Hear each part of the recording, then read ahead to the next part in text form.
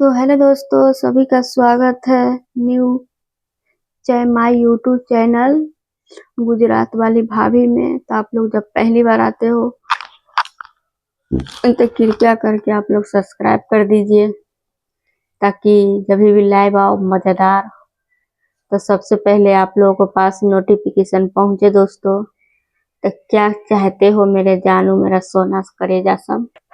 तो दोस्तों, क्या लगता है आप लोगों को कि वीडियो बनाना इतना कोई आसान बात है?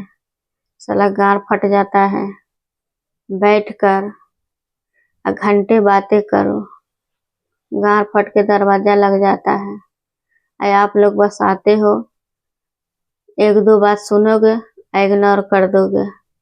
भाई थोड़ा रुक तो जाओ, इतना भी क्या जल्दी है? ऐसा थोड़ी होता है, पैसा सब चीज थोड़ी होता है। इंसान देखो, इंसान देखो। क्या पता ये वीडियो देखने से आपका भाग नसीब बदल जाए, चमक जाए। तो कभी भी ना दोस्तों, अपने से कोई बड़ा हो छोटा हो तो दो बात सुन लेना चाहिए यार, थोड़ा सा टाइम निकाल के। तो सुन लोगे तो छोटे थोड़ी हो जाओगे, आपको अच्छा ही लगेगा।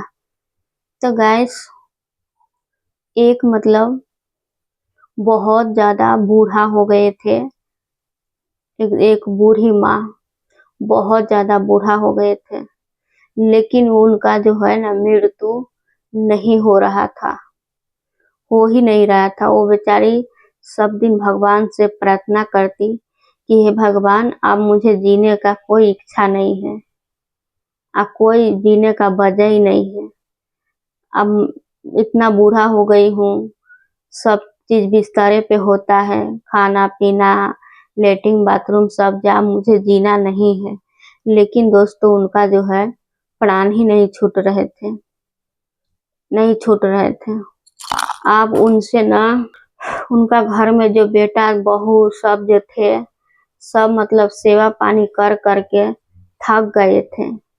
बेटा बहू पोता पोती सब चाहते थे कि बुढ़िया के जल्दी से मृत्यु हो जाए, जल्दी से इनका प्राण छूट जाए, मर जाए, इतना सब चाहते थे। लेकिन बेचारी के प्राण ही नहीं निकल रहे थे, बहुत ज्यादा उनको तकलीफ होती। आप बेचारी सोची कि रात में सब सो गए हैं, हमें नहीं रहना है।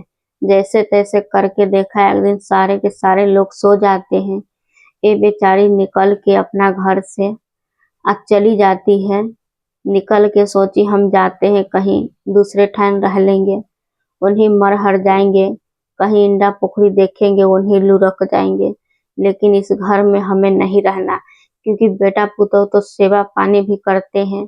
अब बदले में बहुत ज्यादा उनको सुनाते भी थे कि तुम आप जिंदा क्यों है, क्यों रहेगी, ऐसे वैसे। इसीलिए बेचारी घर से निकल जाती है। अब वहां से दोस्तों एक इंसान थे जो कि बेचारा कुछ भी करते थे, लेकिन उनका उस काम में कोई सफलता नहीं होते थे, कुछ भी हासिल नहीं हो रहे थे। तो वो बेचारा सोचा था कि हम जाते हैं, बच्चा था ज्यादा बड़ा नहीं, आज हम जाते हैं, देखते हैं कि कोई तो ऐसा इंसान होगा कि हमें बताएगा कि हमारा साथ, हमारा भाग नहीं साथ दे रहे हैं, कभी कभी समय साथ नहीं देते हैं, जो हमारे साथ ऐसा क्यों होता है, क्या है। वो बेचारा जा रहे थे, रास्ते में है, देखा ये बूढ़ी माता। बोला देखो, आप ऐसे नहीं जा सकती हो। कहाँ जा रही हो बूढ़ी माता, तुम बताओ, क्या तुम्हारा कोई घर नहीं है, तुम्हारा फैमिली नहीं है, तुम्हारा पुत्र नहीं है? बोला हमारा बेटा बहू सब है बेटा, लेकिन मैं बूढ़ा हो चुकी हूँ, जीने का मन में कोई इच्छा उम्मीद नहीं है। लेकिन भगवान के घर में पता ना क्या किए हूँ, जब मृत्यु नहीं आ रही है। बोला टेंशन मत लो बूढ़ी माता, तुम्हारा जब औरदा पूरा हो जाएगा तब तुम टपक जाओगी, अभी नहीं पूरा हुआ है। बोला बेटा तुम जानती हो, क्या जानते हो? बोला देखिए, हम तो अपने परेशान हैं अपने भाग नसीब के लेके, हम भी जा रहे हैं भगवान जी से पूछने, क्या पता कौन रूप में हमें भगवान जी मिल जाए। लेकिन एक गुरु जी है जो कि सब चीज बताते हैं पूरा डिटेल में, जो हम जाते हैं उनसे पूछेंगे। बेचारा कुछ तो, बूढ़ी माता ने बोला देखो हमारे दिया भी पूछ लेना जरा, कि उनका मृत्यु क्यों नहीं होता है।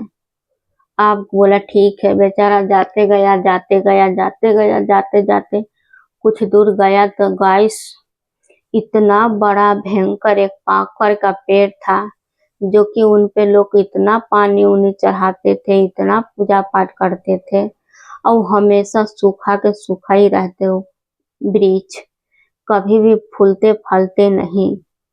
अब इसने बोला, जाके बेचारा थक चुका था और गाछी में जाके बैठ जाते हैं अटक के। बोला गाछी ने कि देखो हमें लोग इतना पानी उनी चढ़ाते हैं, पूजते हैं, पाजते हैं, लेकिन हम बड़ा नहीं होते हैं, हमारा एकदम से हरियर कंचन भरा उरा एकदम नहीं होते हैं, जरा पूछ के आना। बोला ठीक है। बेचारा जाते हैं। अब धीरे धीरे जाते जाते बहुत समय समय के बाद, करीब करीब बहुत ही अरसों वर्षों बाद बेचारा पहुंचते हैं महात्मा जी के पास। बोला बाबा हमारा हाथ देखिए, बताइए कि हमारा भाग में क्या है। बोला तुम्हारा भाग तो बहुत अच्छा है बेटा, बहुत अच्छा है। थोड़ा अभी बचपन में तो दुख तकलीफ होगा ही, लेकिन जब तुम बड़ा हो जाएगा, 40 का उम्र हो जाएगा, 45 का, तब तुम्हारा जीवन में सुख ही सुख होगा। तो बेटा पहले तुम अगर दुख कर रहे हो ना, तो इसके लिए तुम्हें बहुत भगवान का आभार करना चाहिए, क्योंकि पहले लोग सुख करते हैं ना तो बाद में बहुत ज्यादा दुख सहना पड़ता है, दुख काटना पड़ता है। तुम तो बहुत भाग्यशाली हो कि तुम अभी बचपन ही से दुख काट रहे हो। अब बड़ा होकर होगे तो तुम बहुत ज्यादा ऊंचाई तक जाओगे, बहुत कामयाबी अपना हासिल करोगे। बोला ठीक है। जो एक बूढ़ी माता है जो उनका प्राण नहीं छूट रहा है, वो भी बहुत परेशान है। एक वृक्ष है जो कि कभी नहीं वो हरा भरा होते हैं। बोला बेटा उसको जा तो थोड़ा एक बाल्टी पानी डाल के और उसको आस पास में खड्डा खनते जाना, देखना क्यों नहीं हरा भरा होते। तुम्हारा सवाल के जवाब उसी में मिल जाएगा। और वो बूढ़ी माता जो है ना, जो कि पिछले जन्म में सबका बहुत ज्यादा कष्ट दिए हैं, दुख दिए हैं, इसीलिए उनका प्राण जल्दी नहीं निकलेगा। उनको तो ये दुख सहना ही पड़ेगा, ये पीड़ा सहना ही पड़ेगा, क्योंकि जब हम एक इंसान होकर एक इंसान के दुख देते हैं, कष्ट देते हैं ना, तो इस धरती पे ही भोग के जाना पड़ता है।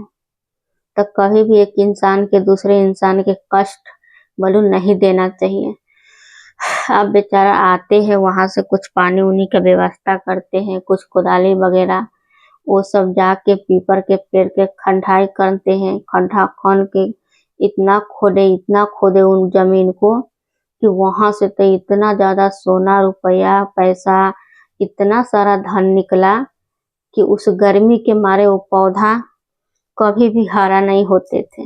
बेचारा खनते गया, निकलते गया, गाछी धीरे धीरे हरा हरा भरा भरा होने गया। जितना सोना चांदी कुंटल के कुंटल निकला। बेचारा धीरे धीरे रोज रोज करके निकालने लगा, अपना घर में रखने लगा, और उनका घर में एकदम धन धान बढ़ने लगते हैं। आते हैं बूढ़ी माता, बोलते हैं बेटा बता हमारा समाधान, समस्या के हल। बोलते हैं बूढ़ी माता बस कुछ दिन के लिए आप मेहमान हो, बस बहुत जल्दी आपका मृत्यु होने वाला है। बेचारी के क्या ही बताओ कि तुम ऐसे ऐसे किए हो कांड, नहीं बताते हैं। तो इसी के कहते हैं दोस्तों कि चंद पैसों चंद सिक्कों के लिए किसी के दर्द तकलीफ नहीं दीजिए। जितना करोगे ना उस इस धरती पे भुगत के जाना पड़ेगा। तो अच्छा अच्छा कारनामा करो, अच्छा अच्छा काम करो, अच्छा अच्छा फल पाओ। किसी का भला नहीं कर सकते तो बुरा भी मत करो।